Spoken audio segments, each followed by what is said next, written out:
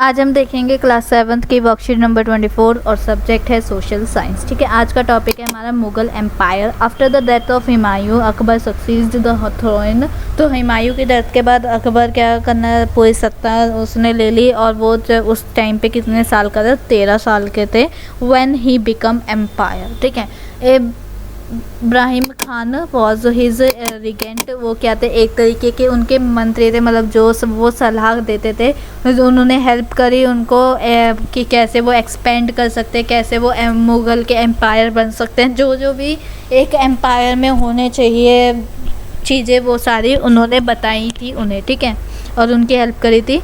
Akbar's military camping 1556 से लेकर 1517 Akbar become independent of the regent Ibrahim Khan. अब वो इंडिपेंडेंट हो गए उनसे। वो पहले क्या थे, वो डिपेंड थे, वो उनसे हर एक चीज़ पूछते थे ये करें या ना करें, पर अब वो इंडिपेंडेंट हो गए। And other members of his domestic staff. ठीक है, तो वो सबसे ही फ्री हो गए, जो उनकी मर्जी होती थी वो करते थे। Military camping was launch against the Suris and other Afghans against the neighbours kingdoms of Malwa and Gondwana and to suppress. मतलब क्या हुआ, ये मिलिट्री कैंपेन क्यों लॉन्च करी गई, ताकि जितने भी सारे आस पड़ोसी वाले किंगडम्स हैं उनमें वो राज कर सके। In 1568 the Sisodia capital of Chittor was seized and in 1569 Ranthambore. तो यहाँ पर ये इन 2 सालों में और इन 2 जगहों पे इन्होंने क्या कर लिया था, कब्जा कर लिया था। 1517-1585 military camping in Gujarat were followed by campaigns in the east in Bihar, Bengal and Orissa. ठीक है, इनमें यहाँ पर सारे में गुजरात हो गया, ईस्ट बिहार हो गया, बंगाल हो गया और उड़ीसा में ये सारे फॉलो होने लग पड़े। 1558, 1585 और 1605 एक्सपेंसेशन ऑफ अकबर्स एम्पायर। उनका जो वो था किंगडम था, वो बढ़ता ही जा रहा था। उन्होंने वो सारे ही राज्यों में कब्जा कर रहे थे, कैंपिंग्स लॉन्च कर रहे थे। नॉर्थ वेस्ट में भी उन्होंने लॉन्च करा। क्वादार वॉज सीज्ड फ्रॉम द, उन्होंने यहाँ पे कश्मीर में भी अपना वो किंगडम कर लिया, वहाँ की भी सत्ता ले ली और बहुत सारी जगहों की ले ली। After the death of Mirza Hakim Kabul was also extend into his kingdom. तो जब मिर्ज़ा हकीम की मृत्यु हो गई तो वो जो काबुल थे वो क्या हो गए, वो उसी के साथ मिल गए। और क्या हुआ, जो वो था Khandesh and parts of Ahmednagar was exchange. तो उससे क्या हुआ कि वो उन्होंने तो सारा कब्जे में ले लिया। अकबर एडमिनिस्ट्रेशन पॉलिसी, क्या पॉलिसी थी द अकबर ने नामा composed by Abdul Reza provide information on the administration of Akbar. The empire was divided into province called subas governed by Subandar who carried out both political and military function। तो वो दोनों ही संभालते थे, राजनीति भी और मिलिट्री भी। Each province also had a financial officer और tribune for the maintenance of peace and order in his province.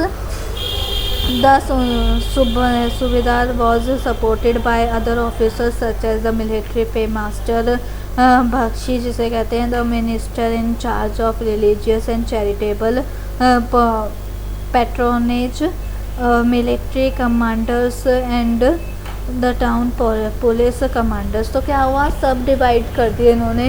पहले उसके राजाएं बनाए, मेन तो राजा अकबर हो गए, उसके बाद सब राजा बनाए ताकि वो सारे राज्यों में तो राज कर नहीं सकते, तो अलग अलग राज्यों में उन्होंने अपने बंदे छोड़ दिए। उसके बाद उनके नीचे कोई काम कर रहा था, फिर उनके नीचे कोई काम कर रहा था। अब पॉलिसी और क्या क्या थी, Akbar formulate the idea of सुखिल और universal peace. This idea of toleration did not discriminate between people of different religious in his realm। Instead it focused on a system of ethics, honesty और justice peace that was universally applicable. ठीक है, तो यहाँ पे क्या हुआ, उन्होंने ये सारी पॉलिसीज़ क्या करी, अप्लाई करी हैं। और अब आते हैं क्वेश्चंस पे। तो explain the features of Akbar religious policy. तो क्या पॉलिसी थी, तो आप ये वाला लिख सकते हो यहाँ पर।